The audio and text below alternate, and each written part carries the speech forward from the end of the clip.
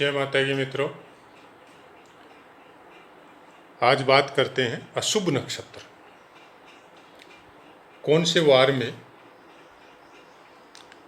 जब अशुभ नक्षत्र पड़ते हैं तो अशुभ का मतलब ये आप समझ में आ गया होगा आपको कि उस दिन कोई भी अच्छा काम, चाहे कैसा भी योग हो, चाहे पंचांग में हो, चाहे आपको किसी ने बताया हो। बहुत बार ऐसा होता है कि हम लोग गाँवों में, देहात में कुछ ऐसा बता दिया जाता है कि वो नक्षत्र के हिसाब से सही नहीं होता है, लेकिन तिथियों के हिसाब से सही होता है।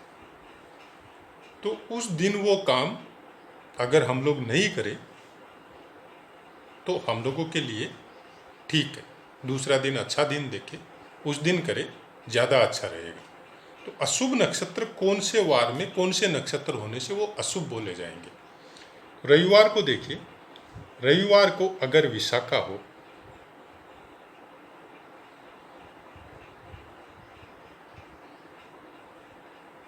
अनुराधा हो और ज्येष्ठा हो,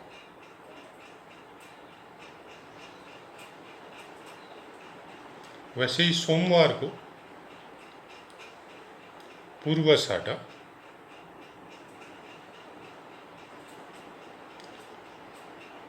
उत्तराषाढ़ा और अभिजीत।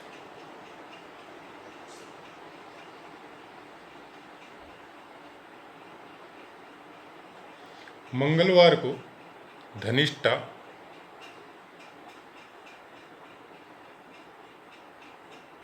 शतभिषा और पूर्वा भाद्रपद। बुधवार को रेवती, अश्विनी और भरणी।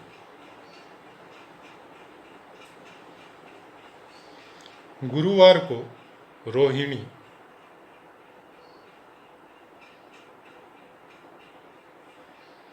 मृगशिरा और आद्रा। शुक्रवार को पुष्य,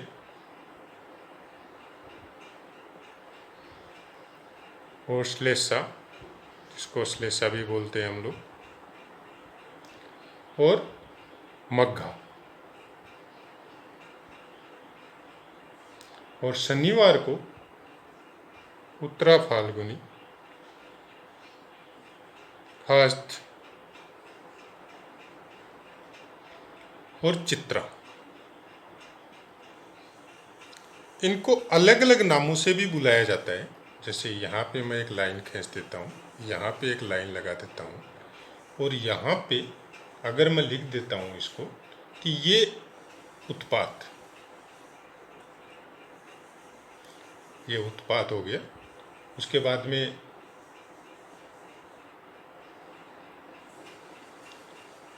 में ये मृत्यु हो गया। ये बहुत खराब बोला जाता है इसको। इस दिन तो भूल के भी कोई काम नहीं करना चाहिए। और ये कान हो गया। कान को आप हम लोगों की लोक भाषा में काना समझ सकते हैं। इसमें अगर आप कोई काम कर लेते हैं, सपोज आपका कोई तिथि वार के हिसाब से या बाकी नक्षत्रों के हिसाब से, तिथि वार के हिसाब से आपका कोई अच्छा योग पड़ रहा है और उस समय ये सब नक्षत्र उस दिन पड़ रहे हैं, तो कान वाला जो नक्षत्र है उसमें कुछ आंशिक सफलता का बताया गया है, लेकिन कंफर्म नहीं है। जहां तक मेरा कहना है, इसको टालने का कोशिश कीजिए। आप उस दिन मत कीजिए, कोई ज़रूरी थोड़ी ये करना, कोई दूसरा दिन देख लीजिए। क्योंकि अच्छे काम जब आप करना चाहते हैं तो समय का थोड़ा तो वेट कर ही सकते हैं ना। ये नक्षत्र इस दिन में हो, उत्पात और मृत्यु योग जो बोला जाता है उसमें तो भूल के भी मत कीजिए, क्योंकि कोई फायदा नहीं होगा उसमें करने से।